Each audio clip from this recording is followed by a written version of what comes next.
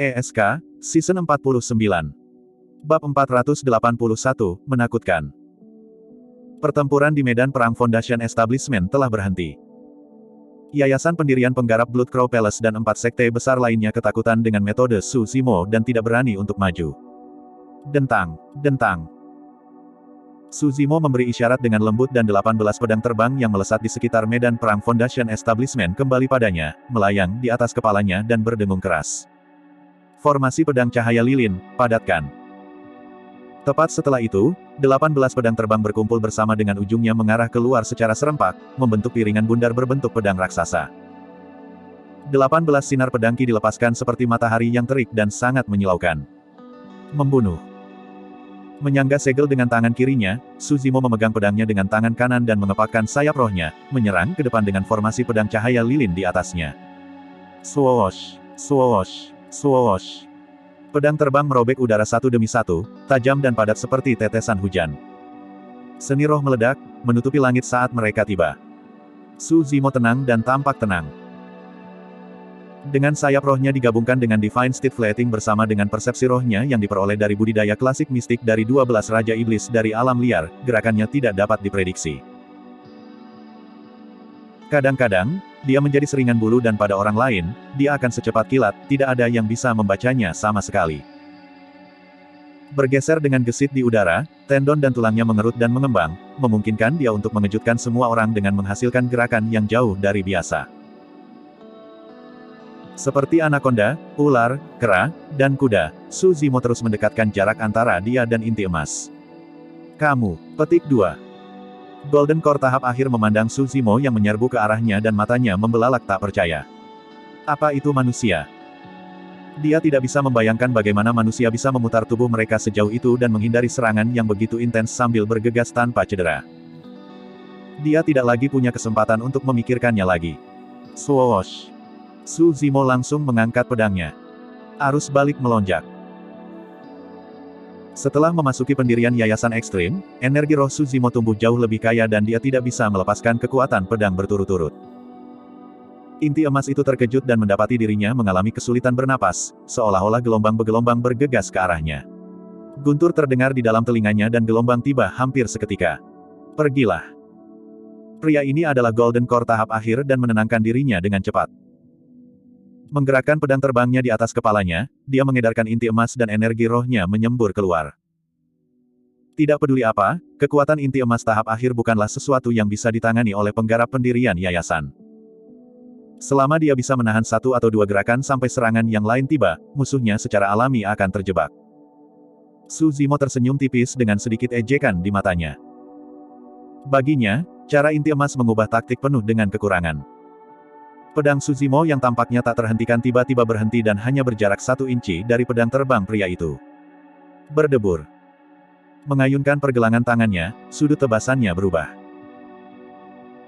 Tiba-tiba, bila besar dari Blood Quencher berubah menjadi sangat fleksibel, seperti riak di permukaan air. Itu melilit pedang terbang dan mengiris tenggorokan orang itu dengan lembut. Tepat setelah ketangguhan gila itu berubah menjadi sangat fleksibel.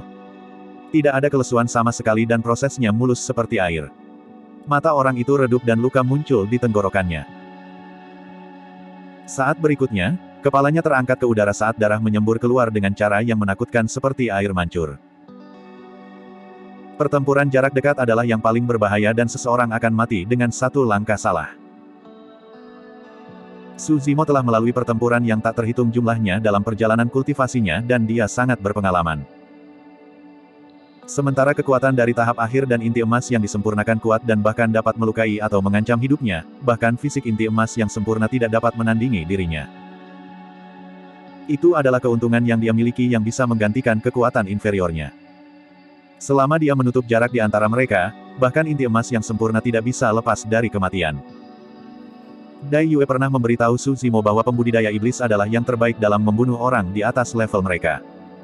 Itulah logika dalam pernyataan itu.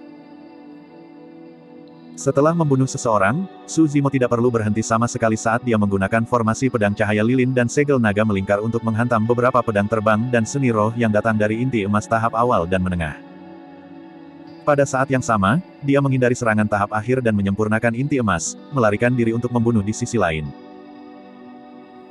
Sebuah inti emas tidak bisa bereaksi tepat waktu dan ditutup oleh Su Zimo yang mengangkat segel naga melingkar untuk menghancurkan kepala mantan dengan keras. Puff! Kepala orang itu hancur dan seluruh tubuhnya tercabik-cabik dengan darah segar mengalir kemana-mana, dia mati di tempat. Berbelok di antara kerumunan, Su Zimo tidak repot-repot melawan tahap akhir dan menyempurnakan inti emas secara paksa sama sekali. Saat dia melewatkan serangan, dia akan melarikan diri secara instan tanpa berlama-lama. Bahkan ketika lusinan inti emas menyerang pada saat yang sama, mereka tidak dapat menahan Su Zimo di satu tempat pun. Sesaat kemudian, Su Zimo hanya dipenuhi dengan beberapa luka dangkal yang sembuh dalam sekejap mata. Namun, lebih dari 10 inti emas di sisi istana gagak darah telah mati. Semua orang menjadi lebih takut. Pria ini terlalu menakutkan. Dia sudah memiliki kemampuan untuk membunuh inti emas bahkan tanpa membentuk inti miliknya sendiri. Selanjutnya, dia melawan lusinan inti emas namun, alih-alih dirugikan, dia perlahan-lahan mengendalikan situasi. Pria ini tampak berusia 20-an, bagaimana dia bisa memiliki bakat bertempur yang begitu menakutkan? Membunuh. Memanfaatkan kesempatan, Su Zimo mengambil beberapa langkah ke depan dan tiba di depan Shimazi. Mengangkat Coiling Dragon Shell-nya, dia menghancurkannya di kepala yang terakhir. Segel naga yang melingkar bersinar dengan cahaya keemasan yang terang dan mengeluarkan ledakan keras saat mendarat. Ledakan. Segel itu mendarat dengan aura yang menakutkan. Tiba-tiba, kilatan cahaya bersinar di mata Shimazi saat dia berkata dengan dingin, "Aku sudah lama menunggumu." Swoosh. Shimazi mengedarkan inti emasnya hingga batasnya dan sebuah fenomena tiba-tiba muncul di belakangnya. Nyala api membakar lebih dari 100 kaki, mengeluarkan panas yang menyengat. Dengan cepat, dia menelan Su Zimo dengan momentum yang menyala-nyala. Itu adalah fenomena inti emas. Alasan mengapa Shimazi bertahan sampai titik ini adalah karena dia ingin membunuh Su Zimo secara menyeluruh dengan fenomena inti emasnya. Namun, Su Zimo tidak menghindar atau menghindar saat garis keturunannya berpacu. Dia mendorong Coiling Dragon Shell miliknya dengan keras seperti matahari yang terik. "Kamu pasti punya keinginan mati." Shimazi meraung dan fenomena inti emasnya meningkat. Ledakan. Coiling Dragon Shell bertabrakan dengan kekuatan fenomena inti emas dan ledakan yang memekakkan telinga dihasilkan saat kekuatan mereka merajalela. Saat tabrakan, momentum api benar-benar ditekan oleh Coiling Dragon Shell. Karena dia sangat dekat dengan lautan api, Su Zimo hanya bisa mengertakkan gigi dan menahan kobaran api yang masuk. Dia menyalurkan garis keturunan dan energi roh untuk melawannya berulang kali. Kedua belah pihak mengerahkan kekuatan mereka. Coiling Dragon Shell berjarak kurang dari 1 inci dari kepala Shimazi tetapi tidak bisa turun lebih jauh karena terhalangnya fenomena inti emas. Sesaat kemudian, nyala api raksasa menyala, menelan lengan Su Zimo sepenuhnya. Api itu mendesis. Dalam sekejap, lengan Su Zimo hangus dan dagingnya terkoyak dengan cara yang mengerikan. Menghela nafas dalam hati, Su Zimo menarik diri dan mundur. Tidak heran mengapa fenomena Golden Core adalah teknik terkuat yang tersedia untuk Golden Core. Bahkan dengan senjata roh dan garis keturunan tsunami, dia tidak bisa menembus pertahanan dari fenomena inti emas. Dengan cepat, Su Zimo menghindari serangan dari banyak inti emas dan melarikan diri. Lengannya masih terbakar api dan dagingnya sudah berlumuran darah. Tidak ada cara untuk membersihkan fenomena inti emas kecuali cara ekstrim. Haha. Shimazi tertawa keras. "Shimazi, lenganmu sudah lumpuh." "Belum tentu." Su Zimo mendengus dingin dan menarik napas dalam-dalam. Laut roh di dantiannya meraung dan garis keturunannya melonjak, meluncur melalui anggota tubuhnya menuju lengannya yang terluka. Ketak. Api padam dan asap mengepul. Para pembudidaya menyaksikan dengan mata terbelalak. Saat berikutnya, sesuatu yang lebih menakutkan terjadi. Daging hitam hangus di lengan Su Zimo jatuh secara bertahap dan daging segar dan lembut mulai tumbuh dengan kilau berkilau. Itu membuat keributan. Bab 482, Kekaisaran Kian Besar. "Ayah, apakah kamu benar-benar hanya akan duduk diam dan menonton?" Ji Yaoxue memiliki pandangan menyalahkan di matanya seperti cara dia memandang Kaisar Zhou Agung. Ketegasan di matanya luar biasa dan dia sudah memiliki semacam dominasi yang unik bagi Kaisar. "Pertama, Su Zimo adalah dermawan penyelamat hidup saya. Mengesampingkan masa lalu, bahkan di medan perang kuno kali ini, aku akan mati di tangan Jun Hao dan yang lainnya jika bukan karena dia." Petik 2. Kedua, dia adalah master penyempurnaan senjata nomor 1 dari Great Zhou dan pasti akan menjadi master penyempitan senjata besar di masa depan dengan pencapaian tanpa batas. Petik 2. Ketiga, dan yang terpenting, dia telah membuka 9 meridian roh dan telah mencapai ranah pembentukan yayasan ekstrim yang legendaris.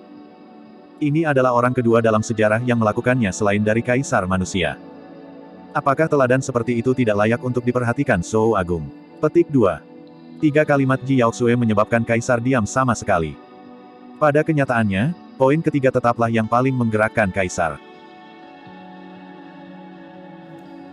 Jika dia bisa mengambil seorang penggarap pendirian yayasan ekstrim di bawah sayapnya, ada kemungkinan besar bahwa dinasti Zhou besar suatu hari nanti bisa mengalahkan semua 3 dinasti lainnya dan memerintah seluruh wilayah utara daratan Tianhuang. Namun, Lord Bloodcrow Palace berasal dari ras penyihir, salah satu dari 9 ras primordial. Jika dia menangani ini dengan salah, tidak mungkin seluruh dinasti Zhou besar dihancurkan menjadi reruntuhan, apalagi menguasai wilayah utara daratan Tianhuang. Lebih dari 10.000 tahun yang lalu, entitas besar berdiri di atas sebidang tanah ini, yang dikenal sebagai Kekaisaran Qian Besar. Gelar kerajaan hanya diberikan jika seseorang dapat menguasai semua dinasti dan negara bawahan dari satu wilayah di daratan Tianhuang. Kekuatan Kekaisaran Qian Besar jauh lebih besar daripada dinasti Zhou besar saat ini dan wilayahnya lebih luas. Bahkan ada beberapa sekte super dari daratan Tianhuang di dalam wilayah Kekaisaran Qian Besar. Bahkan hanya di dalam biara Buddha, 2 dari mereka tinggal di Kekaisaran Qian Besar. Dao Buddhisme sangat mulia di Kekaisaran Qian Besar. Namun, sangat disayangkan bencana datang. Hampir dalam semalam, Kekaisaran Qian Besar dibongkar dan bahkan ibu kotanya berubah menjadi reruntuhan. Karena itu, wilayah utara dari daratan Tianhuang jatuh ke dalam kekacauan dan api perang berkecamuk di mana-mana. Kehancuran menyebar dan jutaan nyawa hilang dengan mayat berserakan di mana-mana. Sejak saat itu, Kekaisaran Qian Besar menghilang bersama angin.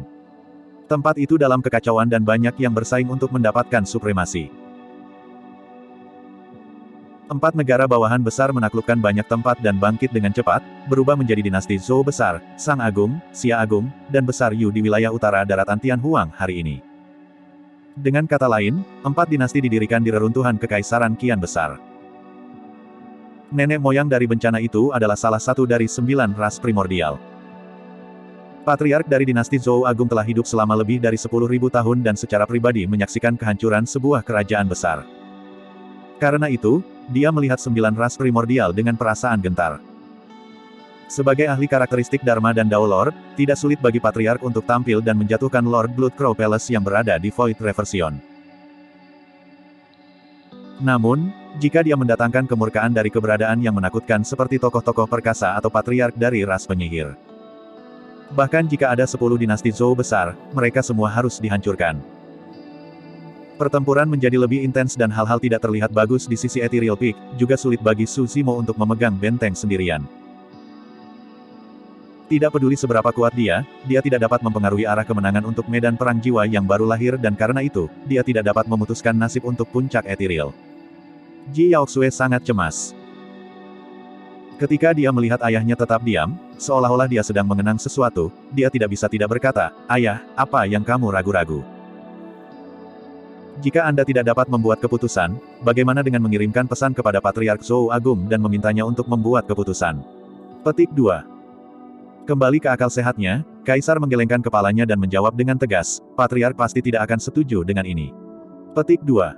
Bagaimana Anda tahu jika Anda belum mencoba? Dia menatap ayahnya tanpa berkedip. Kaisar bisa dengan jelas merasakan kecemasan dan kekhawatiran di dalam hati Ji Yaoxue. Namun, dia mencoba yang terbaik untuk mengendalikan dirinya dan dia juga tidak menyinggung melalui kata-katanya. Dia menghela nafas secara internal. Sebenarnya, di antara generasi muda, orang yang paling mirip dengannya dan memiliki potensi paling besar untuk menjadi kaisar bukanlah banyak pangeran, tetapi putrinya yang ini. Namun, Ji Yaoxue adalah seorang wanita dan tidak bisa mewarisi warisannya. Aku akan mengakui bahwa Su Zimo adalah teladan yang belum pernah terjadi sebelumnya yang berhasil mencapai ranah pembentukan yayasan ekstrim, nomor 2 setelah Kaisar Manusia. Prestasi masa depannya tidak dapat diprediksi, tapi... Petik 2. Kaisar mengubah topik pembicaraan dan berkata dalam-dalam, Su Zimo akan segera mati dan dia tidak memiliki masa depan. Dengan demikian, pencapaian apa yang harus kita bicarakan? Kali ini, Baik Ethereal Peak dan Su Zimo terjebak dalam bencana ini dan saya tidak dapat memikirkan cara apapun di mana Ethereal Peak dapat keluar dari situasi ini. Petik 2. Ji Yaoxue berkata dengan sedikit terengah-engah, tidak ada yang mutlak. Petik 2. Kaisar menjawab dengan muram, jika Su Zimo berhasil mengatasi bencana ini, maka dia tidak melanjutkan tetapi hanya mengangkat kepalanya dan menatap Ji Yaoxue dalam-dalam. Pada saat itu, dia membuat keputusan di benaknya. Jika Su Zimo bisa selamat dari malapetaka ini, dia akan melawan segala rintangan dan menyerahkan takhta kepada Ji Yaoxue. Di sisi lain hutan, tidak ada kesempatan tersisa. Gusi menggelengkan kepalanya. Karena orang itu tidak datang, ini berakhir untuk Ethereal Peak. Petik 2. Bibi Gu, apa cara lain yang bisa dilakukan untuk menyelamatkannya?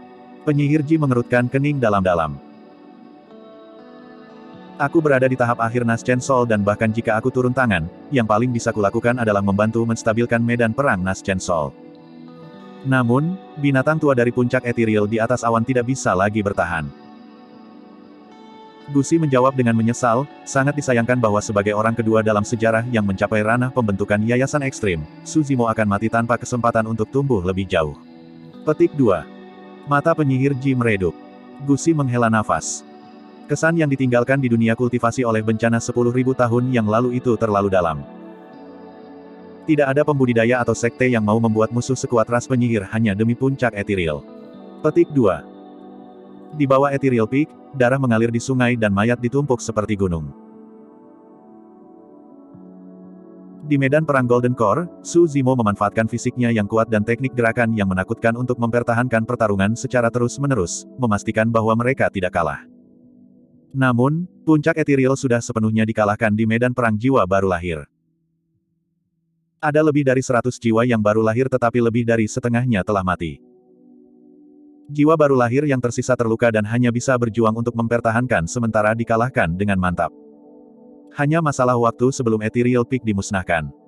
Situasi burung bangau abadi tua di atas awan bahkan lebih buruk. Pertama-tama, burung bangau abadi tua tidak berumur panjang. Kecuali dia berkembang di ranah kultivasinya, dia hanya akan bertahan selama beberapa lusin tahun bahkan tanpa bencana ini. Meskipun wujud aslinya adalah Bifang, burung ganas berdarah murni, dia sudah tua dan kekuatan tempurnya bahkan tidak setengah dari saat dia berada di puncaknya. Dari 5 Void Reversion yang bertarung dalam pertarungan, salah satunya bahkan dari ras penyihir. Pada titik pertempuran ini, bangau abadi tua sudah berada di ujung jalannya. Seluruh tubuhnya terluka, tatapannya redup dan bulunya terlepas tanpa henti, bahkan api di tubuhnya mulai padam. Lord Bloodcrow Palace melambaikan tongkat tulangnya dan menembakkan panah darah yang sangat jahat.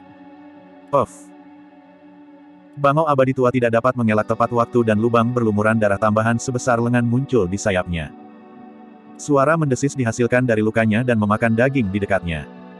Mengeluarkan darah kental, baunya menyengat saat burung bangau abadi tua itu mendengus.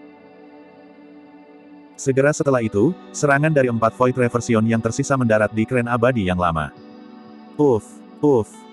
2 luka lagi muncul di tubuhnya dan darah menyembur seperti aliran.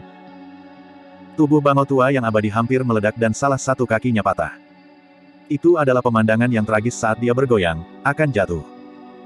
Burung bangau abadi tua telah melindungi puncak ethereal selama ribuan tahun sejak Master Pendiri meninggal. Dia benar-benar telah memberikan semuanya dan berjuang sampai saat terakhir tanpa mundur. Semua orang dari Ethereal Peak sangat sedih saat melihat itu. Derek Senior. Sekte Master Ling Yun berseru dengan sedih. Hasilnya sudah diputuskan. Saat bangau abadi tua jatuh, semua pembudidaya puncak ethereal lainnya akan mirip dengan ikan di atas papan potong, tidak berdaya untuk disembelih. Fufu.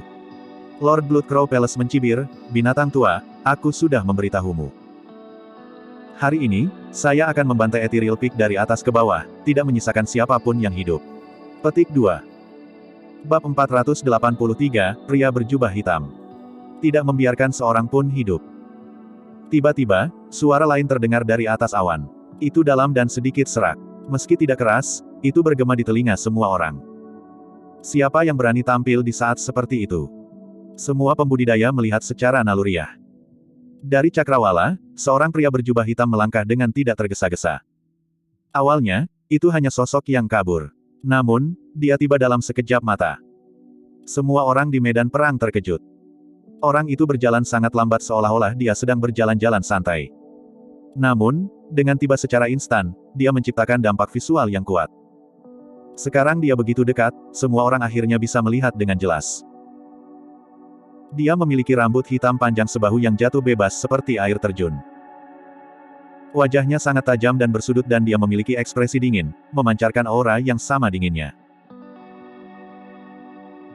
Untuk beberapa alasan, setelah pria berjubah hitam muncul, semua orang di pria berjubah hitam, termasuk 5 Void Reversion di atas awan, merasakan perasaan gentar. Tidak ada alasan di balik itu. Mereka hanya merasa takut dan gentar saat melihat pria itu. Baik itu medan perang Golden Core, Naschen Soul atau Void Reversion, semua pembudidaya menghentikan apa yang mereka lakukan dan melihat-lihat secara naluriah. Kamu datang. Burung bangau abadi tua memiliki ekspresi yang bertentangan dan menghela nafas dengan lembut ketika dia melihat siapa itu. Jelas dari nada suara bangau abadi tua bahwa dia mengenal orang itu. Semua orang dari puncak ethereal, termasuk Master Sekte Ling Yun, Linglung. Itu dia. Tiba-tiba, di antara lusinan ethereal peak Naschen Souls yang tersisa, seorang lelaki tua yang jelas-jelas berada di akhir hidupnya berseru, memelototi pria berjubah hitam dengan mata mendung. Dia kembali. Orang tua jiwa yang baru lahir menggigil secara emosional. Yi kecil, umurmu masih 3 tahun. Mengalihkan pandangannya, pria berjubah hitam itu menatap pria tua jiwa baru lahir dan berkata dengan tenang. Little Yi. Su Zimo dan pembudidaya lain dari generasi muda bingung. Namun, Master Sekte Ling Yun, Xuan Yi dan yang lainnya bergidik. Nama dari jiwa yang baru lahir itu adalah Ning Yi dan selain dari bangau tua abadi, dia adalah penatua tertua di puncak ethereal dengan umur lebih dari 1000 tahun. Inti emas memiliki rentang hidup 500 tahun. Naschen Souls memiliki rentang hidup 1000 tahun. Void Reversions memiliki rentang hidup 5000 tahun. Hampir semua pembudidaya di generasi lelaki tua jiwa baru lahir itu telah meninggal karena usia tua, meninggalkannya.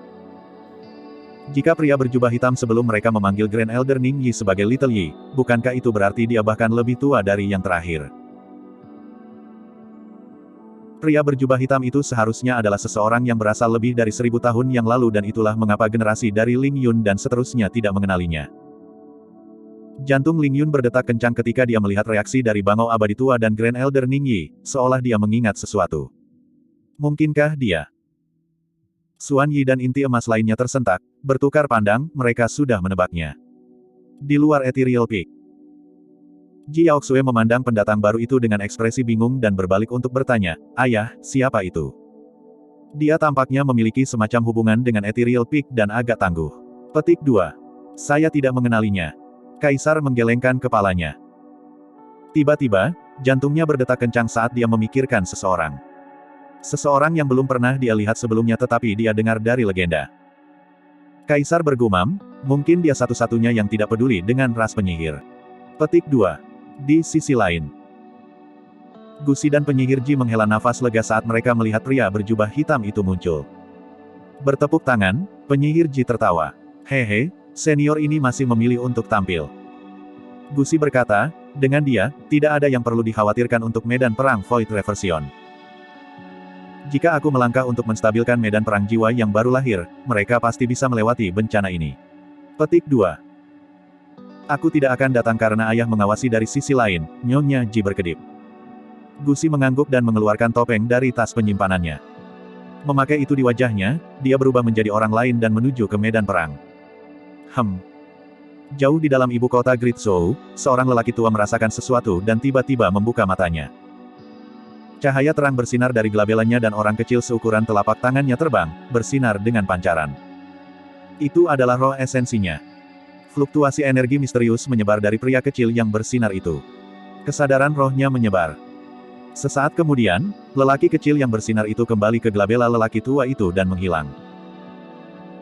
Menghela nafas panjang, lelaki tua itu bergumam pelan, tak disangka dia akan kembali. Tidak heran mengapa dia adalah teladan nomor 1 dari Great Zhou saat itu. Setelah tidak melihatnya selama 1000 tahun, dia sudah berkultivasi hingga saat itu. Petik 2. Langit di atas puncak ethereal. Pria berjubah hitam itu mengamati sekeliling. Ketika dia melihat mayat berserakan di mana-mana, ekspresinya tidak berubah dan dia hanya berkomentar dengan acuh tak acuh, ini benar-benar sudah lama sekali sejak itu sangat ramai di Ethereal Peak. Petik 2. Ketika mereka mendengar itu, Xuan Yi dan yang lainnya bahkan lebih yakin tentang identitas pria ini. Su Zimo mengerutkan kening. Tidak peduli bagaimana dia melihatnya, pria berjubah hitam itu sepertinya memiliki hubungan yang dalam dengan Ethereal Peak, seolah-olah dia adalah seorang kultivator di masa lalu. Namun, Su Zimo tidak bisa merasakan sedikitpun emosi yang datang dari pria itu. Dia tidak bereaksi bahkan setelah melihat pembudidaya puncak Ethereal mati di semua tempat dengan mayat mereka membentuk pegunungan. Acuh tak acuh, berdarah dingin dan tidak berperasaan. Itulah kesan pertama yang diberikan pria berjubah hitam itu kepada Su Zimo. 1000 tahun yang lalu. Tiba-tiba, sebuah pikiran melintas di benaknya saat dia mengingat seseorang. Pertama kali dia mendengar tentang orang itu adalah melalui lelaki tua yang kusut itu. Setelah itu, dia mendengar burung bangau senior menyebutkan sedikit tentang dirinya di lembah Thundercelap. Ini adalah pemilik armor sutra emas mistik. Seseorang yang tak terkalahkan di seluruh alam Foundation Establishment dan Golden Core di wilayah utara daratan Tianhuang di masa lalu. Ketika orang ini bergabung dengan Ethereal Peak, metodenya untuk menghilangkan formasi 8 distress adalah dengan membunuh semua orang. Karena dia dingin, tidak berperasaan dan cara yang ekstrim, saat dia menunjukkan tanda-tanda berubah menjadi iblis, dia dikurung di lembah Thundercelap untuk merenung dalam pengasingan. Ini juga orang yang sama yang menemukan Void Thunder manual di medan perang kuno dan meletakkannya di dalam Mystic Gold Silk Armor untuk menunggu seseorang dengan afinitas. Kemudian, pria ini turun ke dao dari iblis dan mengkhianati sekte. Dia adalah ahli yang menakutkan 1000 tahun yang lalu. Sekarang, dia telah kembali. 5 ahli Void Reversion di atas awan, termasuk penguasa istana Blood Crow, memiliki ekspresi suram dan menilai pria berjubah hitam sepanjang waktu. Masing-masing merasakan bahaya keluar dari pria itu. Sesaat kemudian, Dao Beng Jingming dari Iridescent Cloud Palace menyempitkan pandangannya dan bertanya dengan tangan menangkup, "Rekan Taois, bolehkah saya tahu siapa nama Anda dan dari sekte apa Anda berasal? Juga, mengapa Anda ikut campur dalam masalah ini?" Petik 2.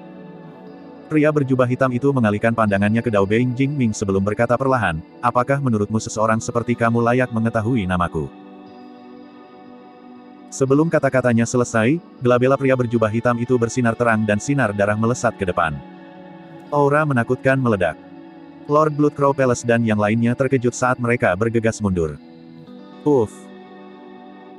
Segera setelah itu, tepat di depan semua orang, kepala Dao Beng Jingming meledak seolah-olah itu adalah semangka, dia mati di tempat dan roh esensinya bahkan tidak mendapat kesempatan untuk melarikan diri. Dia sudah mati.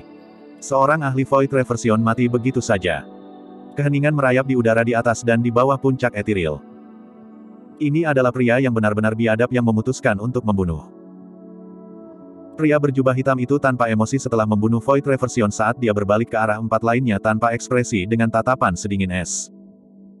Bab 484, Asura.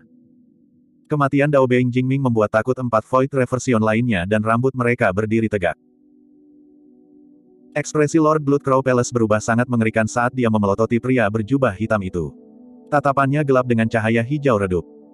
Sangat sulit bagi seseorang untuk mati begitu mereka berada di ranah Void Reversion. Meskipun Nascent Souls dapat mengolah Essence Spirit mereka memiliki kotoran dan berada dalam kondisi keruh, menyebabkan mereka menjadi sangat rapuh. Tanpa perlindungan apapun, setelah meninggalkan tubuh fisik mereka, roh esensi mereka akan serupa dengan bayi yang berada di hutan dan bisa mati kapan saja. Embusan angin yang kuat, paparan sinar matahari yang terik, atau bahkan aktivitas ringan apapun dapat melukai Essence Spirit. Jika mereka menemui kemalangan, roh esensi mereka akan hancur seketika. Kematian roh esensi seseorang adalah arti sebenarnya dari kematian di mana itu tidak akan berguna bahkan jika tubuh fisik mereka tetap utuh. Namun, itu berbeda di ranah Void Reversion. Dengan memahami langit dan bumi dan menggunakan metode Dharma untuk memvisualisasikan jiwa esensi, jiwa yang baru lahir dapat mengembangkan jiwa esensi mereka secara terus-menerus untuk menghilangkan kotoran di dalamnya. Akhirnya, setelah mendapatkan beberapa pure yang spirit, mereka akan dapat memasuki ranah Void Reversion. Itulah arti pepatah, mengolah semangat seseorang untuk kembali ke kehampaan, di dunia kultivasi. Di ranah Void Reversion, roh esensi seseorang akan menyerupai tubuh fisik kultivator. Tanpa celah tanpa kotoran, mereka tidak takut terik matahari, hujan lebat atau kemalangan. Mereka benar-benar akan dapat keluar dari kekangan tubuh seseorang dan menjelajahi dunia, bepergian kemana-mana. Pada titik kultivasi roh esensi, itu akan serupa dengan tubuh jasmani di luar kultivator. Ada pepatah lain di dunia kultivasi roh, seseorang meninggalkan mereka dan mengambil bentuk. Dengan meninggalkan mereka, itu merujuk pada roh esensi yang keluar dari tubuh mereka dan mengambil bentuk yang merujuk pada tubuh korporeal di luar diri fisik mereka. Di era kuno, ranah Void Reversion juga dikenal sebagai ranah korporeal spirit. Untuk Void Reversion Dao Being, bahkan jika tubuh mereka dihancurkan, jika mereka bereaksi cukup cepat dan mengirim esens spirit mereka keluar dari tubuh mereka, mereka akan dapat bertahan hidup. Meskipun tubuh mereka hancur, kehadiran roh esensi mereka setara dengan kelangsungan hidup mereka. Pria berjubah hitam itu membunuh Void Reversion dengan satu pikiran dan yang terakhir menghilang di tempat tanpa kesempatan untuk melepaskan esens spiritnya. Gerakan tunggal itu menyebabkan hati Lord Bloodcrow Palace dan 3 lainnya berdetak kencang, mereka pasti merasa takut. Berbalik sedikit ke samping, pria berjubah hitam itu melihat ke arah bangau tua yang benar-benar celaka dan terluka yang bergoyang dengan goyah di dekatnya. Dia mengusap tangannya di tas penyimpanannya. Seketika, ramuan seukuran lengkeng muncul dan ada beberapa pola di permukaannya, mengeluarkan aroma obat yang kaya. Itu adalah, Dao Being Liao Yuan dari True Fire Sekte menyipitkan matanya dengan ekspresi khawatir. Obat pembalasan vitalitas. Lord Bloodcrow Palace mengatakannya kata demi kata. Saat kata-kata itu diucapkan, meskipun yang lain tidak memiliki banyak reaksi, semua Nascent Souls dan Void Reversions yang ada terguncang. Dao Being Liao Yuan memelototi obat mujarab di tangan pria berjubah hitam dengan tatapan yang sangat panas, tidak menginginkan apapun selain melahap tangan yang terakhir sekarang. Grade 5 Elixir, Vitality Reprisal Elixir diciptakan oleh Kaisar Elixir dari era kuno dan itu menggambarkan arti kejernihan untuk saat-saat terakhir seseorang. Tidak peduli seberapa parah luka Void Reversion itu, selama mereka tidak mati dan mengkonsumsi Vitality Reprisal Elixir, mereka pasti akan segera mendapatkan sejumlah besar vitalitas dan luka mereka akan sembuh total. Elixir pembalasan vitalitas telah lama hilang di Tianhuang daratan. Itu mirip dengan kehidupan kedua seorang kultivator. Pria berjubah hitam itu mengirimkan Vitality Reprisal Elixir ke depan bangau abadi tua itu melalui satu pikiran. Dao Being Liao Yuan dan yang lainnya tampak iri. Obat mujarab yang berharga diberikan begitu saja. Beberapa dari mereka mengungkapkan ekspresi cemburu dan mata mereka bersinar dengan kilatan setan, mereka bahkan berpikir untuk merebutnya sendiri. Bangau abadi tua memiliki ekspresi yang bertentangan dan tidak segera mengambil alihnya. Lord Bloodcrow Palace mencibir, binatang tua itu berada di akhir umurnya dan berada di ambang kematian. Dia tidak akan bisa hidup lebih lama bahkan jika lukanya sembuh total. Petik 2. Sementara Vitality Reprisal Elixir bisa menyembuhkan luka seseorang dengan segera, itu tidak bisa menambah umur seseorang. Itu juga alasan yang sama mengapa bangau abadi tua tidak segera mengambil obat mujarab. Vitality Reprisal Elixir terlalu berharga dan sia-sia jika dia menggunakannya. Saya tidak akan mengambil kembali apapun yang saya berikan. Pria berjubah hitam itu berkata dengan acuh tak acuh, kamu tidak perlu memiliki pertimbangan juga. Alasan mengapa saya memberi Anda obat mujarab adalah untuk memutuskan karma di antara kita. Petik 2. Tapi, burung bangau tua yang abadi itu mendesah lembut. Vitality Reprisal Elixir terlalu berharga dan langka. Sebagai Void Reversion, Anda juga membutuhkannya. Petik 2. Tidak, karena tidak ada yang bisa melukaiku. Nada pria berjubah hitam itu tenang tanpa fluktuasi, seolah-olah dia sedang membicarakan sesuatu yang hanya logis. Seketika, seluruh tempat menjadi sunyi. Hampir semua orang terpana oleh keagungan biasa yang diungkapkan oleh pria berjubah hitam melalui kata-katanya. Melihat burung bangau abadi tua, pria berjubah hitam melanjutkan, kamu masih memiliki secercah harapan. Petik 2. Burung bangau tua yang abadi mengerti apa yang dimaksud pria berjubah hitam itu. Sepotong harapannya adalah untuk memulihkan lukanya dengan mengonsumsi Vitality Reprisal Elixir dan memanfaatkan pertempuran besar ini untuk maju di ranah kultivasinya. Selama dia membuat satu langkah kemajuan, umurnya akan meningkat secara eksponensial dan dia akan terhindar dari krisis yang akan datang dari umurnya yang berakhir. Adapun puncak ethereal, itu akan diberkati dengan munculnya alam karakteristik Dharma burung buas berdarah murni. Bangau kecil menangis pelan dengan ekspresi prihatin, mendesak berulang kali. Master Sekte Lingyun, Su Zimo, dan semua orang lainnya melihat ke arah burung bangau abadi tua, berharap dia dapat menggunakan kesempatan ini untuk mendapatkan kelahiran kembali melalui nirwana. Bangau abadi tua itu menarik napas dalam-dalam sebelum mengangguk dan meraih Vitality Reprisal Elixir, menelannya. Saat itu memasuki mulutnya, sejumlah besar vitalitas meledak seperti tornado, melonjak melalui semua anggota tubuhnya ke setiap bagian tubuhnya. Luka di kren abadi tua itu sembuh dengan kecepatan yang terlihat dengan mata telanjang. Su Zimo dan yang lainnya sangat gembira saat melihat itu. Jika bangau abadi yang lama bisa maju selangkah lebih maju, itu akan menjadi berkah tersembunyi. Meskipun Ethereal Peak menderita kerugian besar karena bencana ini, jika sekte tersebut memiliki burung ganas berdarah murni karakteristik Dharma sebagai pendukungnya, itu pasti akan menjadi yang terkuat di antara 5 sekte utama dan hanya masalah waktu sebelum kebangkitannya. Pria berjubah hitam itu mengalihkan pandangannya ke arah Lord Blue Crow Palace dan yang lainnya. Aku tahu siapa kamu. Palace Lord mendengus dengan dingin. Tidak banyak pembudidaya di ranah pembalikan Void dengan kekuatan seperti milikmu. Anda harus menjadi murid tituler dari sekte Asura generasi ini. Petik 2. Pria berjubah hitam itu tanpa ekspresi. Untuk berpikir bahwa Asura yang terkenal kejam membunuh akan melintasi wilayah utara untuk menjadi orang yang sibuk di sini, Fufu, cibir The Palace Lord. Pria berjubah hitam itu masih diam dan ekspresinya tidak berubah. Penguasa istana mencengkeram pinggangnya dan menekan niat membunuh di dalam hatinya, berkata dengan muram, Asura, karena kamu bersikeras untuk ikut campur dalam masalah ini, aku bisa mundur selangkah.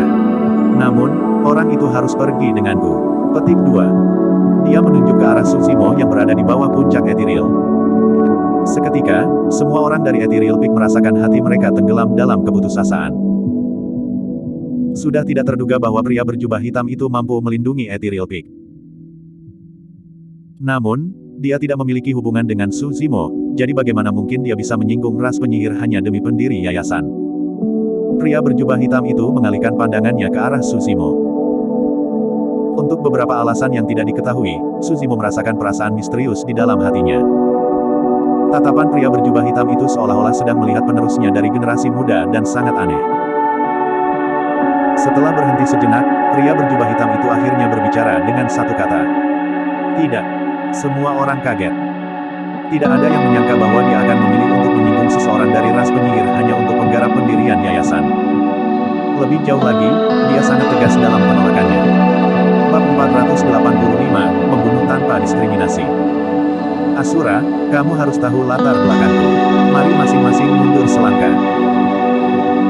Penguasa istana berkata dengan tatapan gelap, yang ingin saya lakukan hanyalah mengambil pemuda pendirian yayasan itu. Itu tidak ada hubungannya denganmu. Jika Anda terus mendorong keberuntungan Anda. Petik 2. Sebelum penguasa istana bisa menyelesaikannya, pria berjubah hitam itu mengeluarkan ekspresi tidak sabar dan menyela, saya ingin mendorong keberuntungan saya. Apa yang dapat Anda lakukan? Petik 2. Semua orang gempar. Dia terlalu buas. Dia sama sekali tidak meninggalkan pihak lain satu jalan keluar.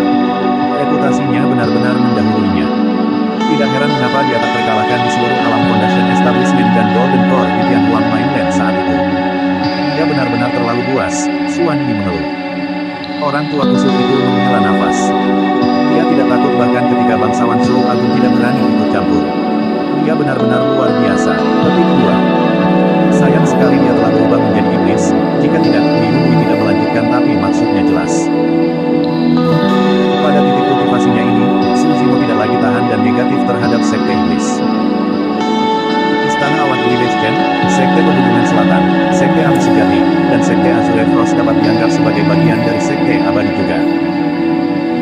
Mereka memproklamirkan diri sebagai orang benar dan dipandang membunuh iblis dan iblis sebagai tanggung jawab mereka.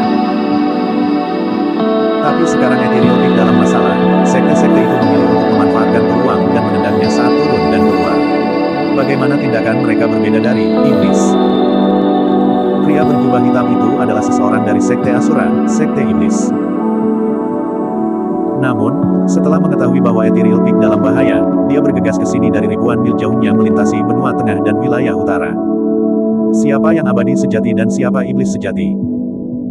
Su Zimo mendapati dirinya semakin setuju dengan kata-kata penyihir Ji. Dao para iblis bukanlah dao kejahatan, tapi salah satu dari obsesi dan ekstremitas.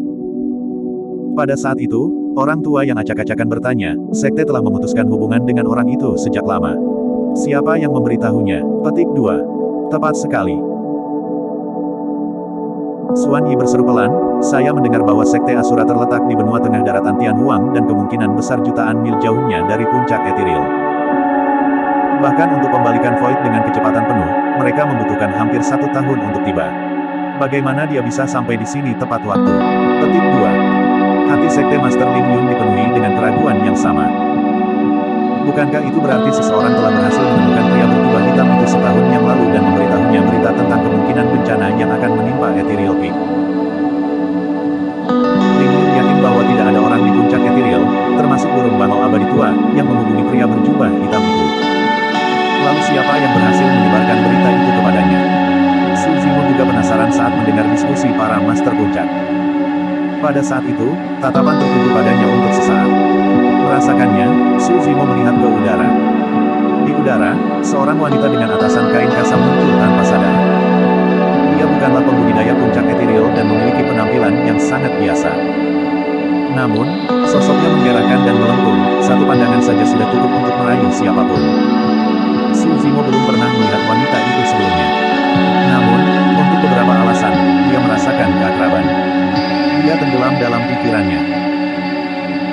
Di atas awan, pria berjubah hitam itu sombong dan seketika, ekspresi Palace Lord berubah sangat mengerikan. Saat ini, dia berada dalam posisi yang sulit. Penguasa istana menyatakan dengan dingin, Asura, meskipun kau adalah penerus tituler dari Sekte Iblis, kita semua berada di ranah Void Reversion dan aku bahkan seseorang dari ras penyihir. Kami tidak akan takut padamu. Petik 2. Tepat sekali. Dao Beng Yao Yuan dari Sekte Api Sejati berkata dalam-dalam, ada 4 dari kita Void Reversions di sini, jangan berlebihan, sesama Taois. Dao Beng Lao yang dari Sekte Pegunungan Selatan dan Dao Beng Han Ming dari Sekte Azure Frost memandang pria berjubah hitam dengan tatapan dingin, mereka tegang dan siap menyerang kapan saja. Kamu masih belum pergi. Mata pria berjubah hitam itu awalnya tertutup. Namun, mereka tiba-tiba terbuka dan dia berbicara. Kalimat itu tidak beralasan dan terdengar konyol. Namun, Istana Lord dan 3 lainnya merasa menggigil di punggung mereka saat pupil mereka mengerut.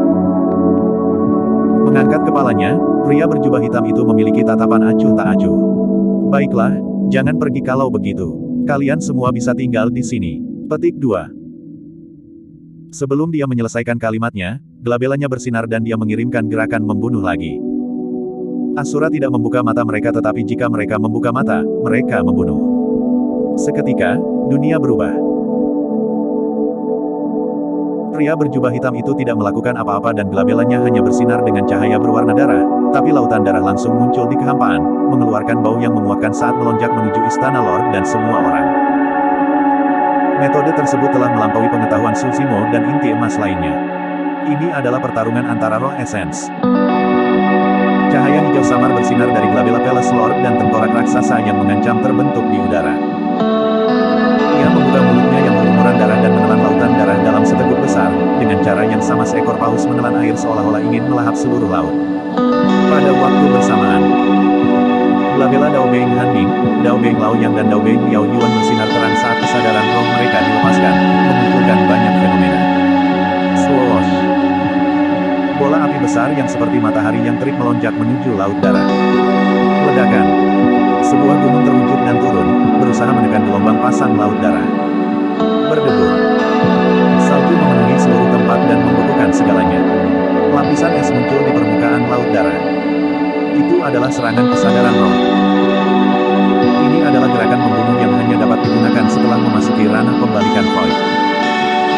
Dengan menyulap fenomena dengan kesadaran roh mereka, ini adalah ilusi korporeal yang menyerang roh esensi pihak lain secara langsung. Kultivator yang bertahan hanya bisa memblokir mereka dengan kesadaran roh mereka sendiri. Pertarungan antara roh esensi sangat berbahaya dan satu langkah salah akan menyebabkan kematian. Sebelumnya, Dao Beng Jingming dari Iridescent Cloud Palace diserang oleh kesadaran roh pria berjubah hitam itu dan seketika, kepalanya meledak dan esensi spiritnya dihancurkan, mengakibatkan kematiannya. Membunuh. Saat ini, pria berjubah hitam itu tidak takut meski menghadapi 4 lawan. Berteriak, matanya bersinar dengan ganas dan dia memancarkan niat membunuh yang gemetar. Di udara, tengkorak raksasa itu menelan lautan darah dengan kecepatan yang jauh lebih lambat dan menggigil. Retak, retak, retak. Serangkaian retakan muncul di permukaan tengkorak. Ekspresi Palace Lord berubah. Pada saat yang sama, raungan menyeramkan bergema dari kedalaman lautan darah. Bang, bang, bang. Es di permukaan laut tiba-tiba retak satu demi satu, mayat dengan aura yang menakutkan memutar tinju mereka dan menghancurkan es. Melompat keluar dari laut, mereka mengaum dari kedalaman tenggorokan mereka dan mengapung di lautan darah. Itu adalah gunung mayat dan lautan darah. Tidak peduli dari faksi mana mereka berasal, semua pembudidaya di sekitar puncak Ethereal merasa menggigil saat melihat itu. Metode itu benar-benar mengejutkan dan membuat semua orang takut. Laut darah melonjak dan menciptakan gelombang besar, mengancam akan melahap seluruh dunia saat melolong. Dao Being Hanming tersentak. Sing! Bola api di udara ditenggelamkan oleh lautan darah dan apinya padam. Dao Being Liao Yuan menggigil dan darah mengering dari wajahnya. Dalam kesadaran roh Glabella Dao Being Liao Yuan, roh esens dengan penampilan persisnya dibakar dengan api yang pekat. Secara bertahap, itu meredup dan api di tubuhnya padam. Kekuatan hidup Dao Being Liao Yuan terputus saat dia jatuh dari udara. Dia sudah mati. Meskipun dia bertarung melawan 4 orang, pria berjubah hitam itu berhasil membunuh Void Reversion secara terbalik. Ledakan. Ledakan gemuruh terdengar dari gunung yang pantang menyerah di tengah lautan darah saat diserang oleh mayat berulang kali. Tak lama kemudian, gunung itu runtuh dan dimangsa oleh lautan darah. Pada saat yang sama, roh esensi Dao Being Lao yang meledak dalam kesadaran rohnya. Dia dimakan oleh darah laut dan berubah menjadi salah satu mayatnya. Pembalikan Void lainnya telah jatuh. Bab 486, tidak dapat pergi. Saat 5 Void Reversions di atas awan mulai bertarung, medan perang Nascent Soul berlanjut juga. Kedua faksi berada dalam panasnya pertempuran. Kalian, pergi dan bunuh Tsushimo. Lebih cepat, lebih baik. Petik 2. Menyadari ada sesuatu yang salah dengan situasinya, Blood Crow King tidak berani ceroboh dan memerintahkan 10 jiwa baru lahir untuk tugas itu. Dalam hal jumlah dan kekuatan Nascent Souls, Blood Crow Palace memiliki keunggulan absolut. Dari sisi puncak Ethereal, sisa lusinan jiwa baru yang dipimpin oleh Master Sekte Ling Yun dipenuhi dengan luka dan kelelahan, mereka hampir tidak bisa bertarung lagi. Blood Crow King berubah menjadi bentuk aslinya, yang merupakan burung gagak hitam pekat dengan mata merah, dan memimpin jiwa baru lahir yang tersisa dalam pertempuran sengit melawan Ling Yun dan yang lainnya. Tidak dapat menarik diri dari situasi, Ling Yun dan yang lainnya hanya bisa menyaksikan 10 jiwa baru lahir menyerang Tsushimo. Jantung Tsushimo berdegup kencang. Tidak peduli seberapa kuat dia dan berapa banyak kartu truf yang dia miliki, dia tidak dapat menahan kekuatan dari Nascent Souls. Di alam jiwa baru lahir, seseorang dapat mengembangkan roh esensi dan dapat menggunakan kekuatan langit dan bumi untuk melepaskan seni Dharma. Bahkan seni Dharma yang paling sederhana sudah lebih dari cukup untuk membunuh Tsushimo yang berada di ranah pendirian yayasan dengan mudah. Saat 10 jiwa baru lahir menyerbu ke arahnya, Tsushimo menyulap segel tangan di udara. Fluktuasi energi yang menakutkan menyebar melalui kehampaan. Tidak berani ceroboh, Tsushimo melepaskan sayap rohnya dan melantunkan sutra secara internal. Dia sudah siap untuk melepaskan keterampilan rahasia Sekte Iblis, Blood Escape, untuk melarikan diri jauh. Dia bisa membaca situasinya dengan jelas. Pria berjubah hitam memiliki kekuatan yang menakutkan dan sangat mendominasi. Selama dia bisa bertahan sedikit lebih lama dan menunggu sampai medan perang Void Reversion tenang, istana Blood Crow pasti akan kalah. Tiba-tiba, sosok ramping muncul di depan Tsushimo. Itu dia. Petik 2. Tsushimo sedikit mengerutkan alisnya. Orang di hadapannya adalah wanita menggoda dengan atasan kain kasa. Kamu pasti punya keinginan mati. Kamu meminta kematian. 10 jiwa baru lahir yang sedang mengisi daya berteriak dan telah melepaskan seni Dharma dari tangan mereka. Ada pedang panjang setajam silet dengan riak pelangi, jari-jari kristal setebal pilar batu, tinju mengerikan seberat gunung. Seni Dharma memenuhi langit dan melonjak, hampir menelan wanita bertopi kasa dan Tsushimo seluruhnya. Ekspresi wanita berbaju kasa tidak berubah dan matanya berkedip karena ejekan.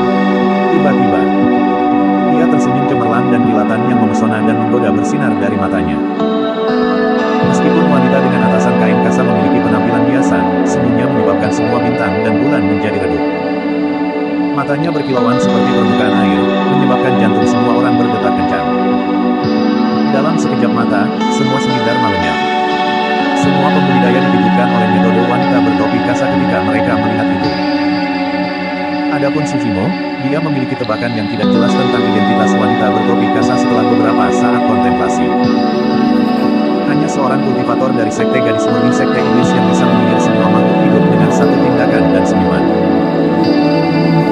Meskipun wanita ini bukan demones Ji, dia pasti memiliki hubungan yang dalam dengan yang terakhir. Dengan menambahkan informasi tersebut bersama dengan ranah kultivasi orang ini, identitasnya terungkap hampir seketika. Itu adalah kepala pelayan rumah lelang harta karun langit, Lucy. Dengan keterampilan rahasia sekte gadis murni, Lucy menghapus semua seni dharma dan mengambil kesempatan itu sementara 10 jiwa baru lahir dialihkan untuk mengangkat telapak tangannya.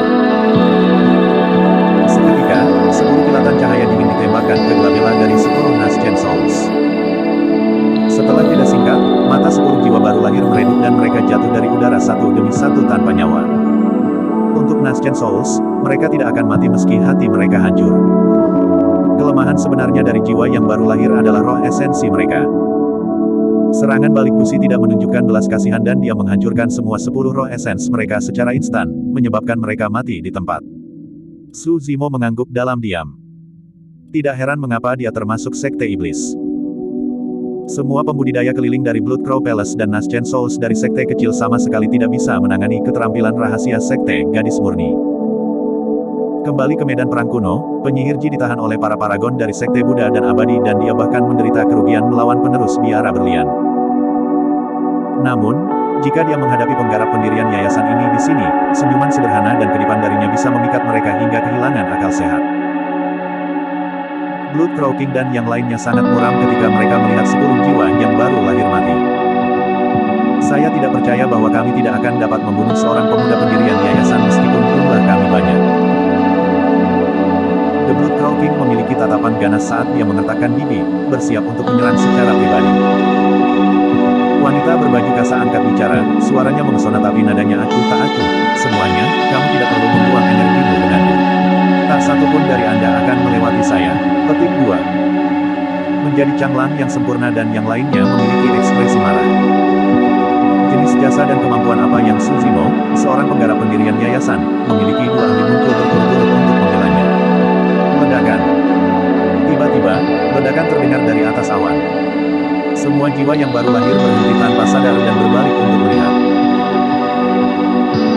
Mereka melihat Dao Bei Miao Yuan dari sekte api sejati dan Dao Bei Mao yang dari sekte pegunungan selatan jatuh satu demi satu.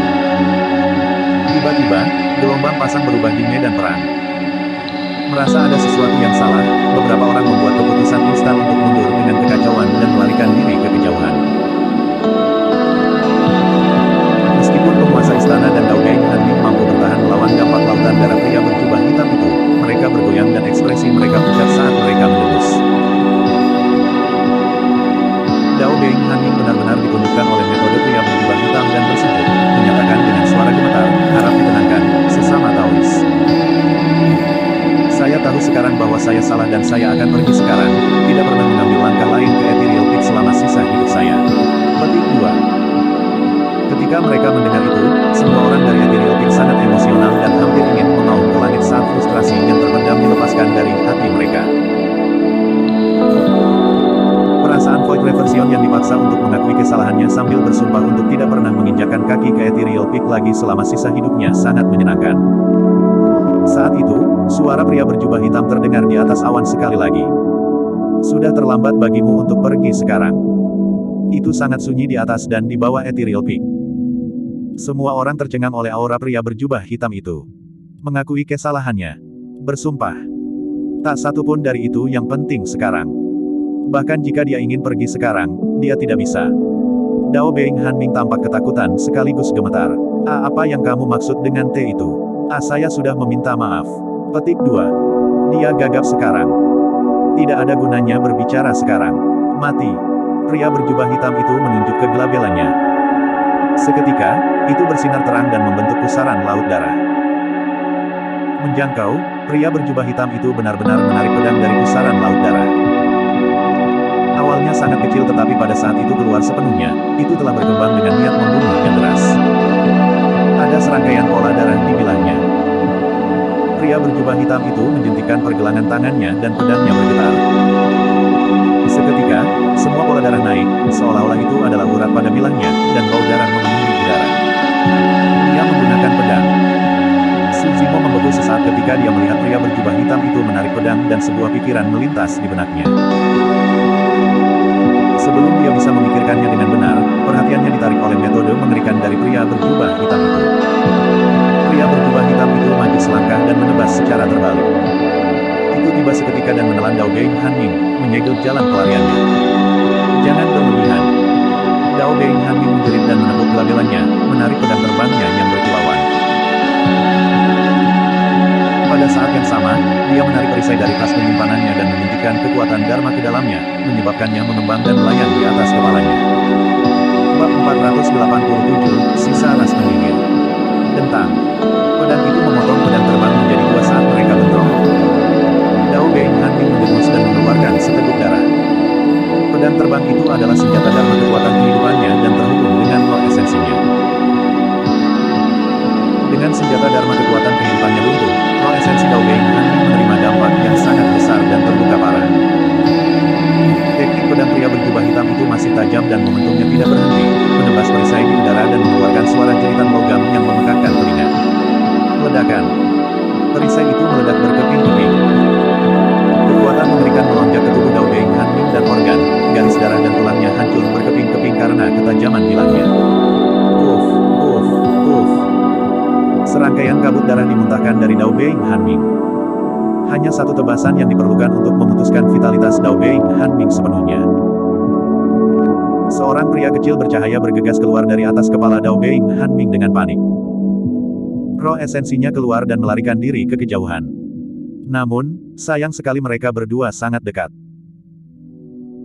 Roh esensi Dao Being Hanming tidak berhasil melarikan diri jauh sebelum pria berjubah hitam itu menyusulnya, meraihnya dan menghancurkannya dengan telapak tangannya. Setelah kehilangan perlindungan tubuhnya, roh esensi terlalu lemah dan tidak dapat menahan satu serangan pun. Dalam sekejap mata, Void Reversions dari 4 sekte besar telah mati di tangan pria berjubah hitam itu, meninggalkan Lord Bloodcrow Palace. Penguasa istana baru saja menyulap teknik Dharma ketika Dao Being Hanming sudah meninggal. Sambil menggertakkan giginya, penguasa istana melambaikan tongkat tulangnya dan mengucapkan mantra yang tak terbaca. Tengkorak di atas tongkat tulang berangsur-angsur terisi darah dan dua berkas darah merah bersinar dari rongga matanya, seolah-olah itu hidup. Bloodbath, bentuk. Penguasa istana meraung marah dan mengarahkan tongkat tulangnya ke pria berjubah hitam itu. Berdengung, berdengung.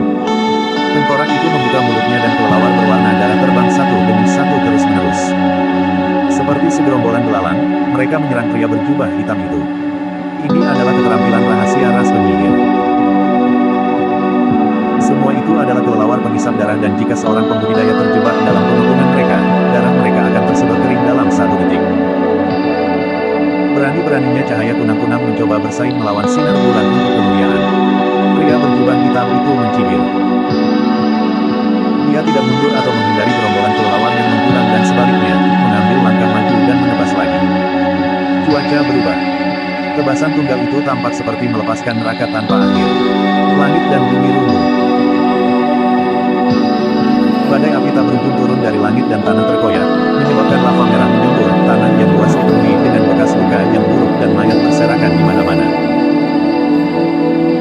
Kelelawar darah itu menangis tanpa henti saat memasuki neraka yang tak berujung itu dan mereka menghilang bahkan sebelum mereka bisa mendekat.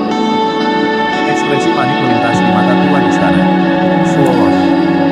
Dalam sekejap, pria berjubah hitam itu sudah tiba di hadapan tuan istana. Dia menebas secara terbalik dengan kecepatan yang sangat cepat dan suara hantu yang meratap bisa terdengar saat pedangnya memotong kekosongan. Istana Lord merasa jantungnya berdetak kencang. Tanpa waktu untuk berpikir, dia hanya bisa menerima serangan dengan tongkat tulangnya. Scream. Sebuah suara menggelegar terdengar saat pedang itu meluncur melintasi tongkat tulang. Jejak samar tertinggal di tongkat tulang. Penguasa istana bergidik dan seteguk darah mengalir ke tenggorokannya sebelum dia menelannya kembali dengan paksa.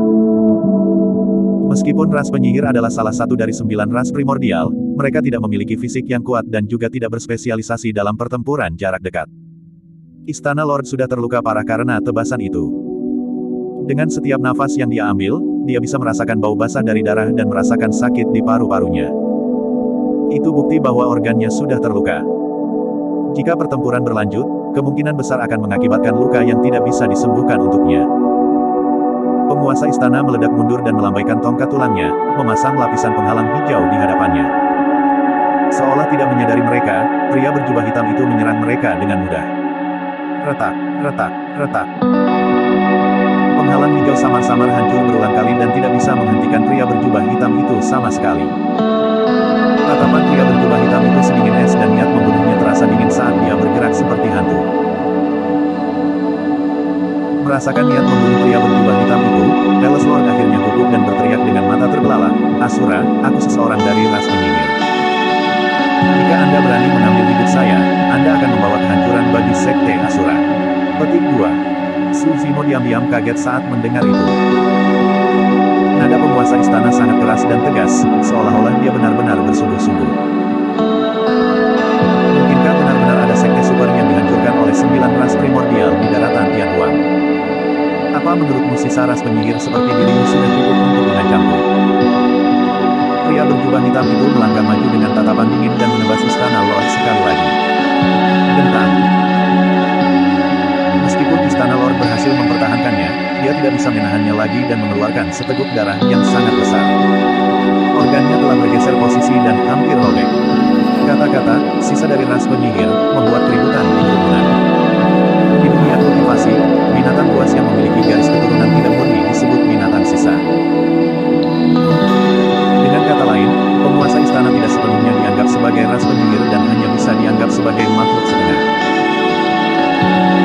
Tiba-tiba, Su Zimo teringat bahwa saat itu di reruntuhan primordial, naga surgawi mengatakan hal serupa, mencaci maki bahwa penguasa istana memiliki garis keturunan yang tidak murni dan hanyalah anak haram. Ekspresi Palace Lord berubah sangat mengerikan setelah pria berjubah hitam itu mengungkap latar belakangnya. Pria berjubah hitam itu mencibir, terlepas dari kenyataan bahwa kamu adalah sisa dari ras penyihir, bahkan jika seseorang yang benar-benar dari ras penyihir muncul, aku akan berani membunuhnya juga. Tidak ada orang di dunia ini yang aku, Yan Beichen, tidak berani bunuh. Petik 2. Baru pada saat inilah Su Zimo tahu bahwa nama ahli menakutkan dari 1000 tahun yang lalu adalah Yan Beichen. Istana Lord tidak berani berlama-lama dan menggigit lidahnya, menyemburkan darah esensi untuk melepaskan skill rahasianya. Dia berubah menjadi seberkas cahaya dan melarikan diri ke kejauhan dengan kecepatan yang sangat cepat. Kemana kamu bisa lari? Mata Yan Beichen bersinar dengan kilatan gelap. Dia menebas ke depan dan sepertinya melewati celah, mendarat dengan keras di Istana Lord. Tidak ada tempat untuk melarikan diri. Puff. Aliran darah mengalir keluar. Tubuh Palace Lord dipecah menjadi 2 secara instan. Roh esensinya meninggalkan tubuhnya dan melayang di udara, itu adalah pria kecil yang bersinar dengan cahaya darah redup dan terlihat persis sama dengan tubuh fisiknya. Penghormatan darah. Roh esensi penguasa istana melarikan diri dan mengeluarkan fluktuasi kesadaran roh. The Essence Spirit melakukan perjalanan melalui desa-desa di mana ada banyak manusia tak berdosa yang tak terhitung jumlahnya. Ada petani yang membajak sawah, laki-laki berotot sedang memotong kayu bakar, ibu-ibu menyiapkan masak dan anak-anak bermain riang. Semua makhluk hidup itu tiba-tiba membeku, seolah-olah mereka ditelan oleh suatu kekuatan misterius. Dalam sekejap mata, tubuh mereka layu dengan kecepatan yang terlihat, berubah menjadi seberkas cahaya darah saat kekuatan hidup mereka melonjak ke dalam esens spirit yang melarikan diri di udara. Mata roh esensi penguasa istana bersinar terang saat pulih dengan cepat. Semua orang dari Ethereal Peak sangat sedih melihat itu. Ratusan ribu manusia tak berdosa bertemu dengan malapetaka, berubah menjadi mayat kering dan mati dengan cara yang menyedihkan. Itu adalah situasi yang sama yang dihadapi Su Zimo dan yang lainnya di kota Linfeng di masa lalu. Yan Beichen mengejar dengan pedangnya dan mengambil langkah besar, melintasi celah. Sayangnya, jarak di antara mereka semakin jauh. Ketika pembalikan Void kehilangan tubuh mereka dan ditinggalkan dengan roh esensi mereka, meskipun kekuatan tempur mereka lebih lemah, kecepatan mereka setidaknya 2 kali lipat tanpa batasan daging mereka.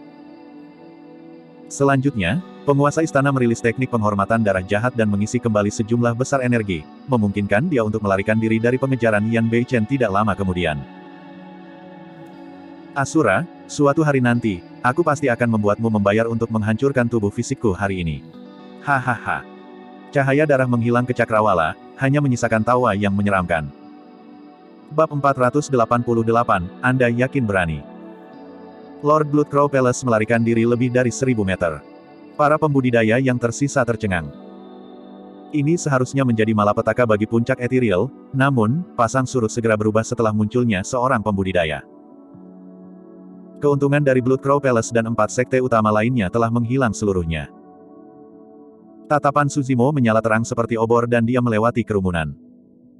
Dia tidak dapat menemukan kesempurnaan menjadi canglang dan mencibir di dalam hati, kamu pasti cepat lari.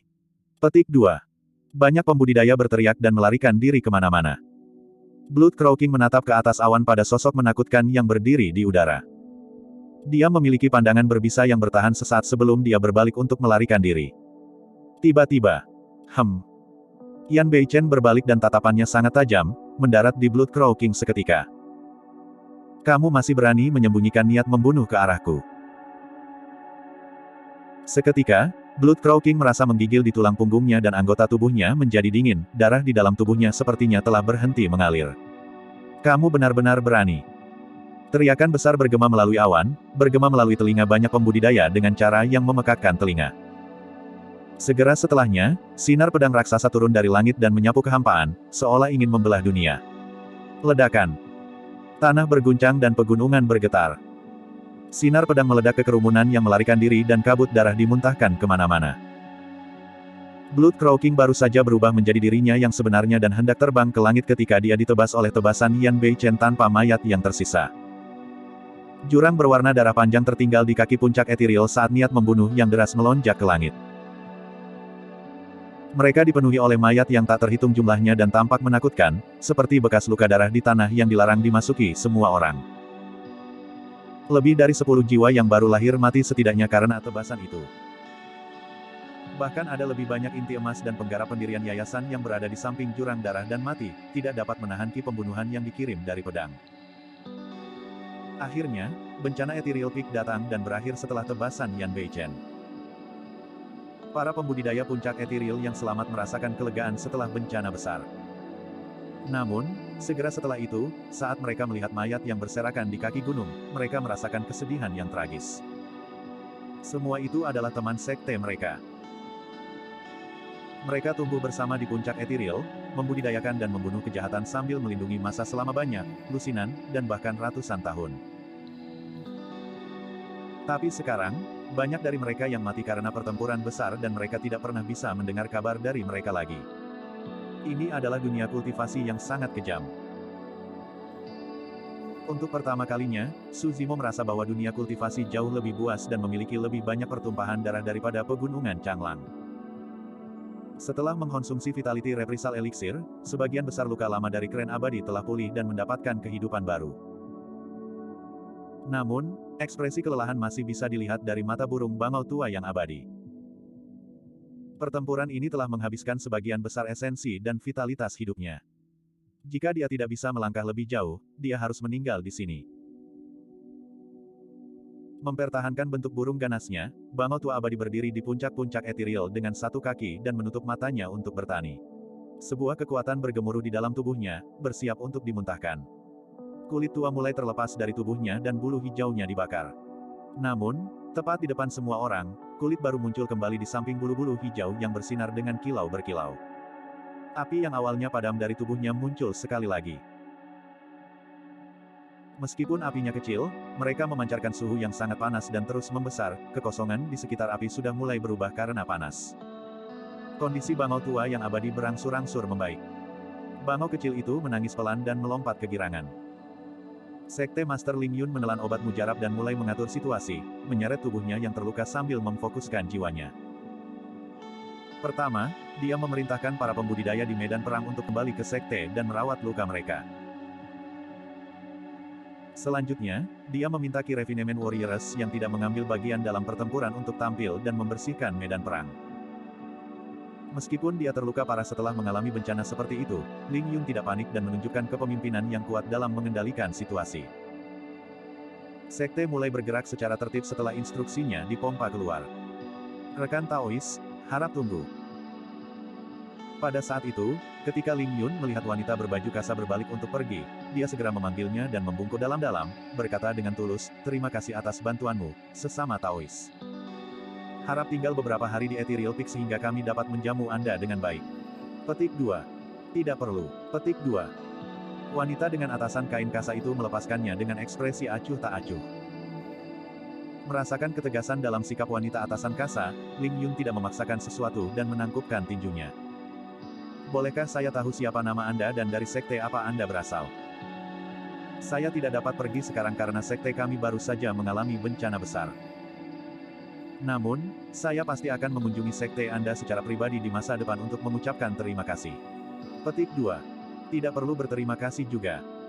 Wanita bertutup kasa itu menggelengkan kepalanya dan menoleh ke Su Zimo. Alasan saya tampil kali ini adalah karena saya diwariskan untuk membalas budi. Petik 2. Setelah mendengar itu, Su Zimo tidak lagi ragu. Wanita berbaju kasa itu pasti Gusi. Orang yang mewarisinya haruslah penyihir Ji. Secara naluriah, dia berbalik untuk melihat sekeliling tetapi tidak melihat penyihir Ji. Ling Yun mengikuti tatapan wanita bertopi kasa itu dan membeku sesaat. Simo.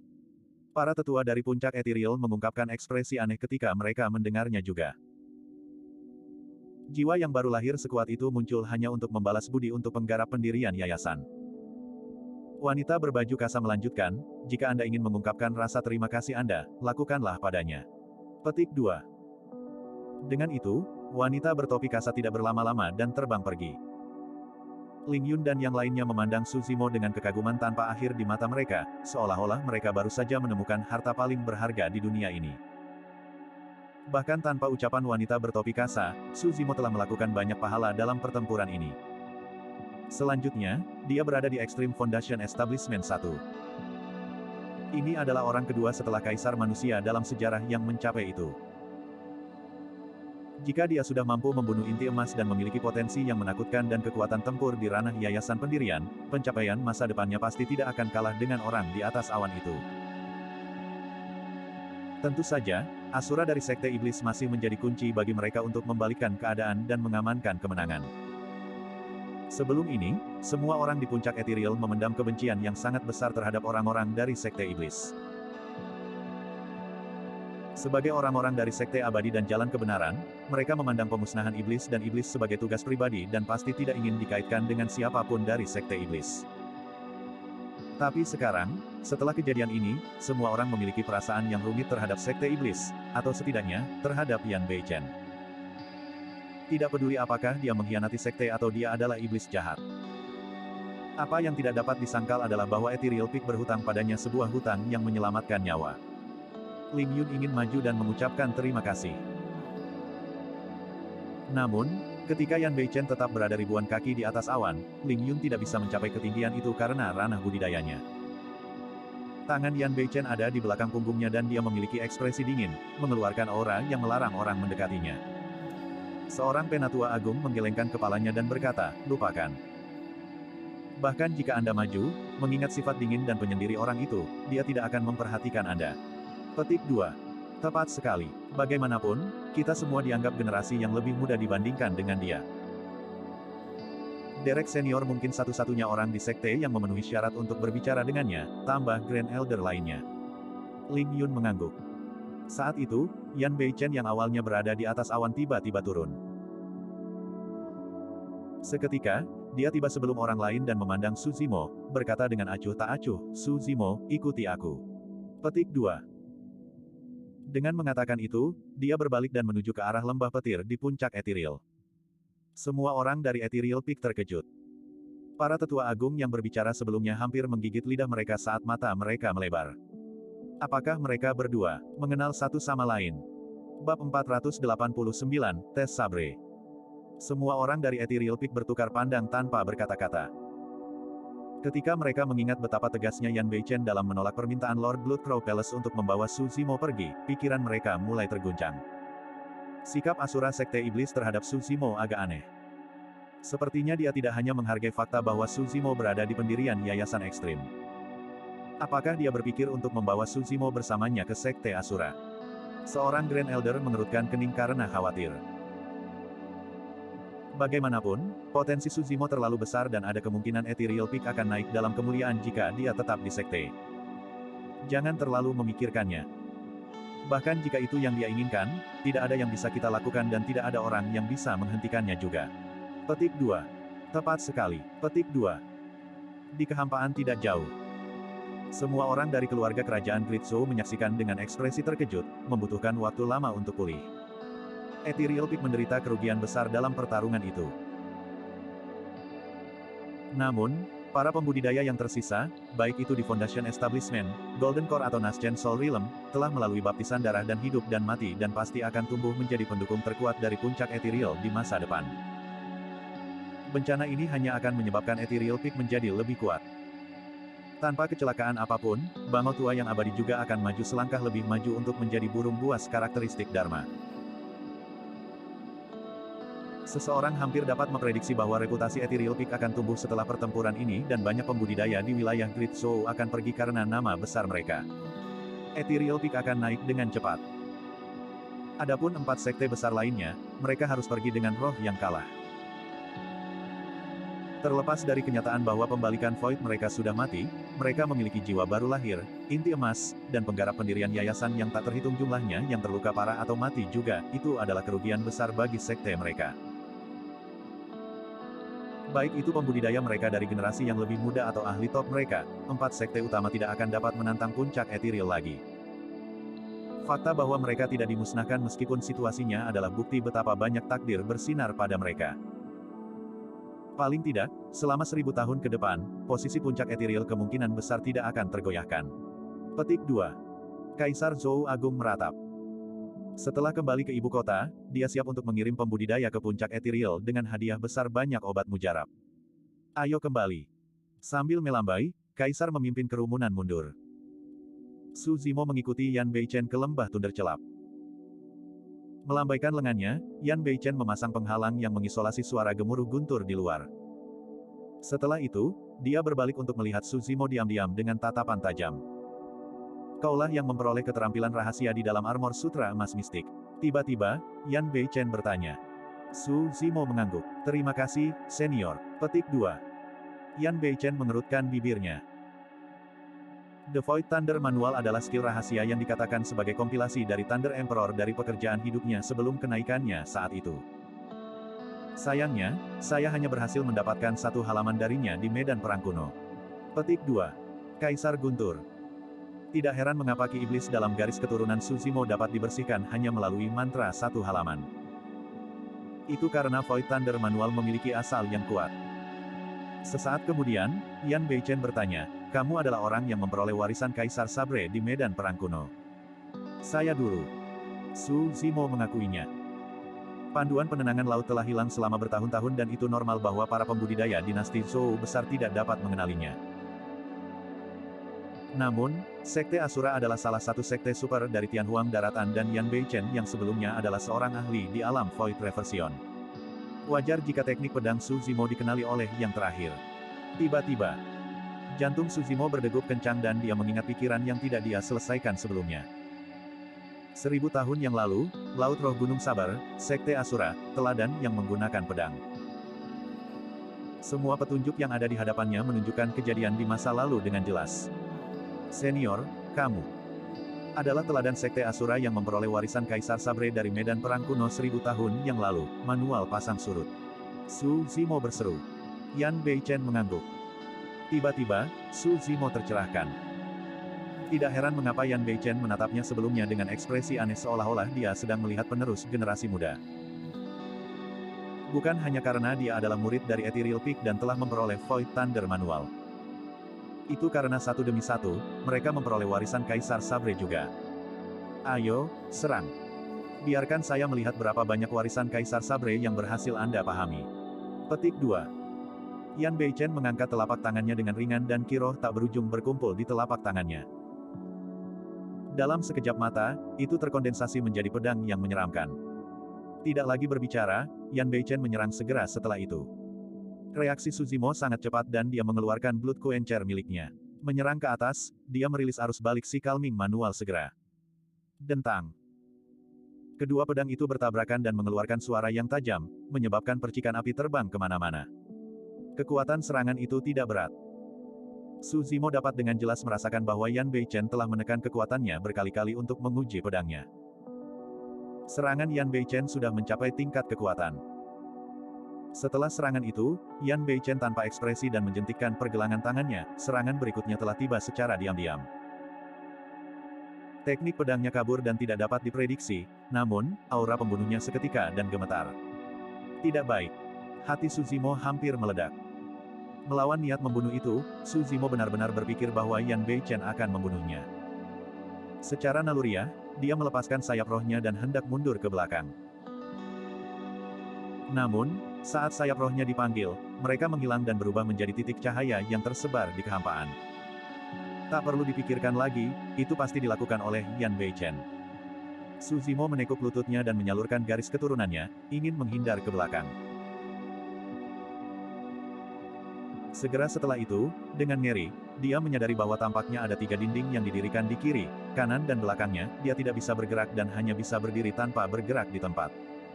Gunakan pedangmu. Suara Yan Beichen terdengar dingin, atau mati. Tidak ada yang bisa mempertanyakan niat membunuh dari Sekte Iblis Asura. Dia telah mengatakan sebelumnya bahwa tidak ada orang yang tidak bisa dan tidak berani dia bunuh di dunia ini. Seorang Asura tidak membutuhkan alasan untuk membunuh. Serangan Yan Beichen adalah salah satu sikap dari Asura Sabre. Pewaris iblis Sekte Asura, Baiyu, telah menggunakannya sebelumnya di medan perang kuno juga dan itu adalah langkah yang persis sama. Namun, meskipun mereka tepat, kekuatan yang dihasilkan dari Yan Beichen sangat berbeda. Serangan itu sangat halus dan tak terbayangkan. Meskipun Su Zimo merasa sangat tidak enak sehingga dia ingin muntah, dia tidak punya tempat untuk mundur. Mengambil napas dalam-dalam, Su Zimo menenangkan diri dan menutup matanya, memilih untuk mengikuti kata hatinya. Tiba-tiba, dia menebas kehampaan di hadapannya. Itu adalah sikap ripple dari si Calming Manual. Seluruh kekosongan sepertinya ditarik oleh tebasan dan roh Qi yang berputar, seolah-olah itu menciptakan pusaran besar. Di bawah tekanan Yan Beichen, posisi Vortex juga telah mencapai tingkat kekuatan.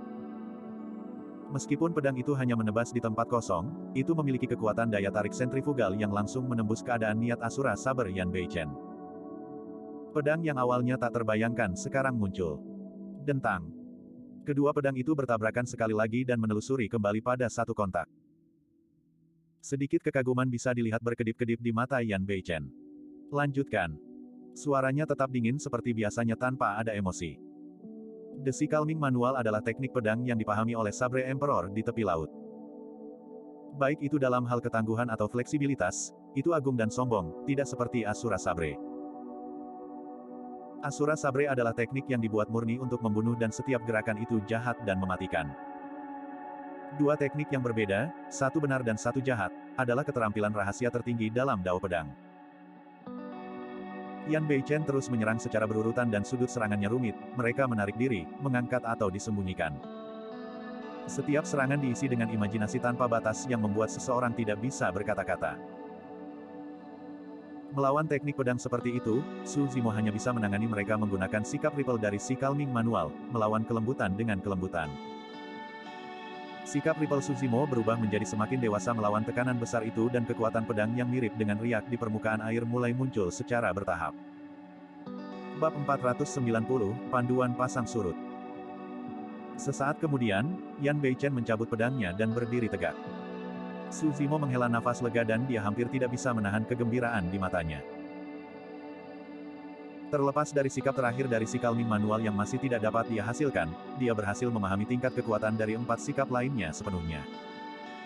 Itu semua karena tekanan yang diberikan Yan Beichen kepadanya sehingga dia bisa memahaminya dengan sangat cepat. Jika tidak, bahkan jika dia berlatih melawan udara selama belasan tahun, dia mungkin tidak dapat mencapai langkah ini kecuali dia memiliki kesempatan lain. Jika para pembudidaya ingin tumbuh, mereka harus terus berjuang melawan ambang hidup dan mati.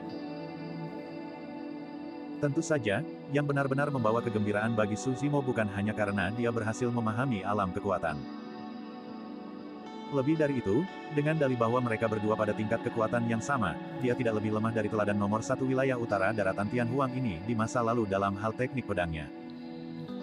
Meskipun Yan Beichen telah tenggelam dalam Dao Pedang selama bertahun-tahun yang tak terhitung jumlahnya, Su Zimo tidak dirugikan. Luar biasa.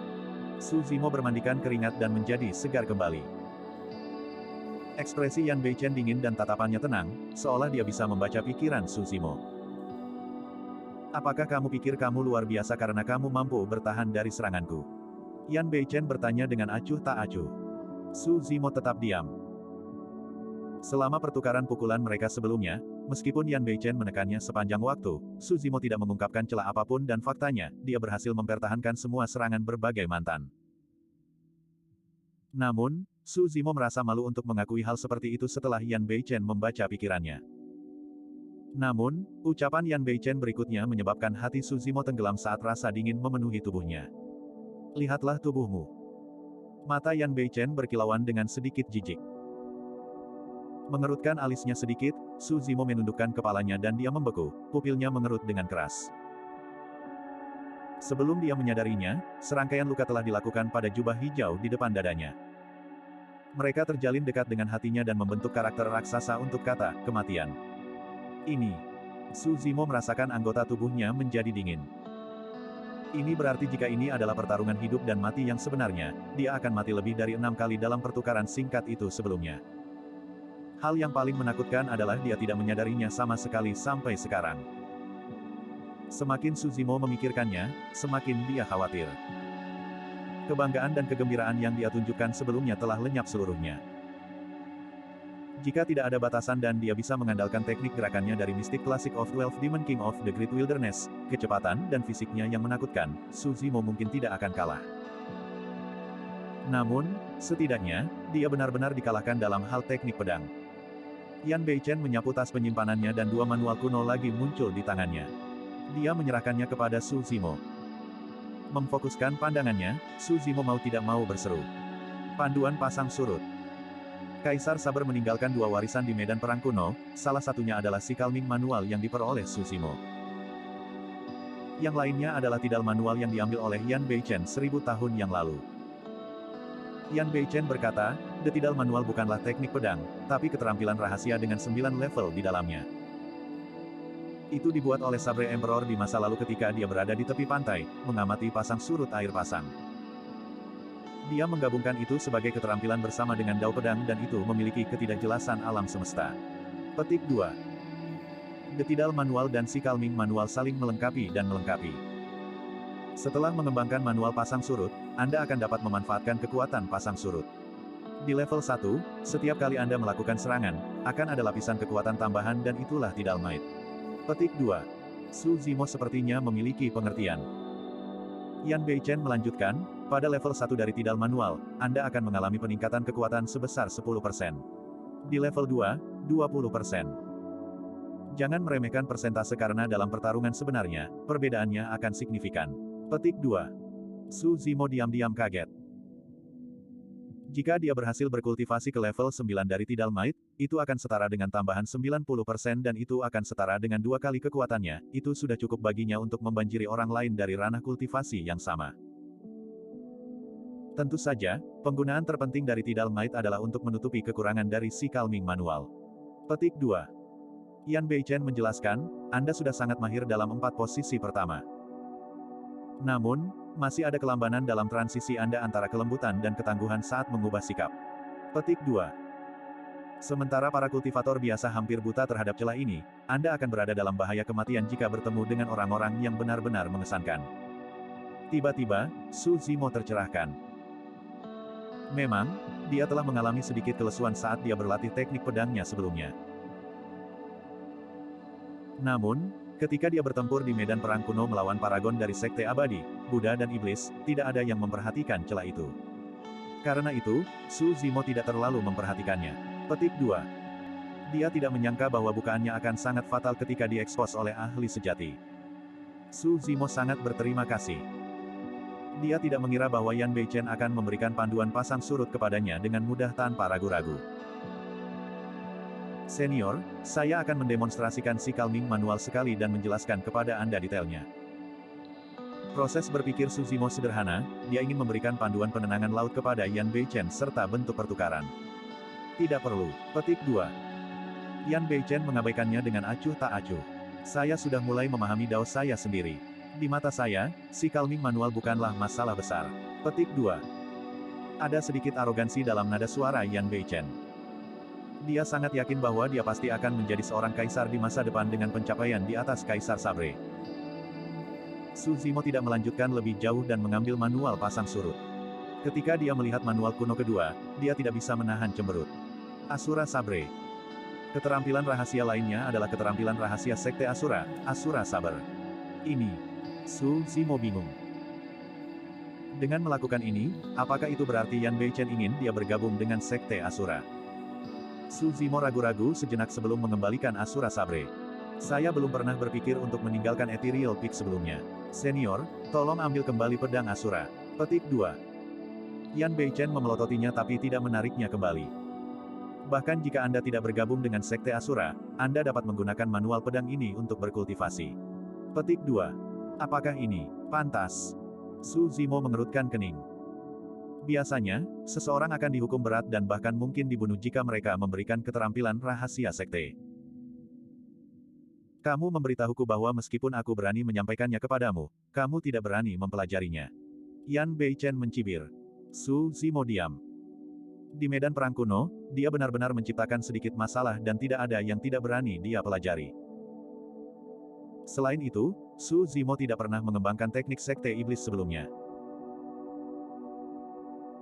Kembali ke sungai yang mengalir, ketika dia terjebak dengan penyihir Ji di peti mati batu yang sempit itu, dia membudidayakan sutra iblis pemurnian darah yang tertinggal di dalam. Pada pemikiran itu, Su Zimo menerima kedua manual kuno tersebut. Setelah merenung sejenak, dia mengingat sesuatu dan bertanya, Sekte Asura terletak di benua tengah. Senior, apakah Anda dapat tiba tepat waktu karena Senior Gu Si mengirimi Anda pesan? Petik 2. Yan Beichen dan menatap Su Zimo dengan tatapan aneh. Untuk berpikir bahwa gadis murni generasi ini dari Sekte Iblis akan memilihmu sebagai tripodnya. Petik 2. Ini adalah kedua kalinya Su Zimo mendengar istilah itu. Pertama kali berada di bawah istana Kaisar Manusia ketika penyihir Ji mengakuinya setelah diinterogasi oleh kultus Iblis Ilusi. Apa artinya menjadi tripod dari Sekte Gadis Murni? Su Zimo mau tidak mau bertanya. Yan Beichen tidak menjawab. Ketika Su Zimo melihat itu, dia menahan rasa ingin tahu di hatinya untuk saat ini. Dia berpikir sejenak dan bertanya lagi, mengapa semua sekte, kultivator dan bahkan keluarga kerajaan Zhou Agung sangat waspada terhadap ras penyihir. Kehati-hatian itu berasal dari bencana yang terjadi 10.000 tahun yang lalu, jawab Yan Beichen acuh tak acuh.